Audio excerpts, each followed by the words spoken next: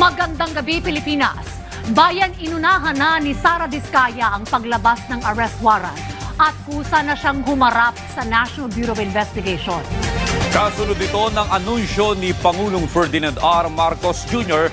na ilalabas na ngayong linggo ang warrant of arrest sa kasong malversation na kinakaharap ni Diskaya sa Sandigan Bayan kasama ang siyam na iba pang sangkot sa flood control anomaly.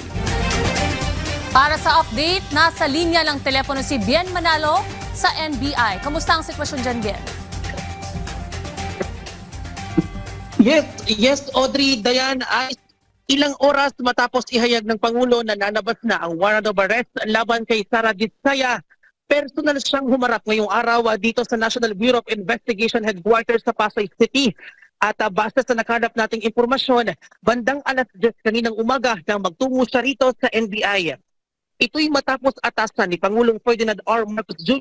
ang Department of Interior and Local Government at Philippine National Police na alamin ang kinaroroonan ng kontratistang si Sara Diskaya. At agad dating sakaling lumabas na ang kanyang warrant of arrest, may kaugnayan ito sa paghahain ng Office of the Ombudsman ng mga kasong malversation through falsification at paglabag sa Republic Act No. 3019 o ang Anti-Graft and Corrupt Practices Act laban kay Diskaya at Roma Angeline Rimando ng St. Timothy Construction Corporation. Ito'y dahil sa 96.5 million pesos na umano'y ghost flood control project sa Kulaman Jose Abad Santos, Davao Occidental noong 2022 na nasungkit ng St. Timothy na isa sa mga kumpanya ni Diskaya. Nauna nang nag-deploy ang PNP ng tracker teams para matutunan ang kinaroroonan ni Diskaya at iba pang sangkot sa naturang korupsyon. Sabi ng Pangulo, naasahan na rin ang pagsuko ng tawid sa maanumalyang flood control project sa Davao Occidental. May mga individual aniyan inaasususpo na rin sa NBI. May mga karagdagang ari-arian na rin aniya ang napaprise kasunod ng freeze order bas ng Court of Appeal Ilana.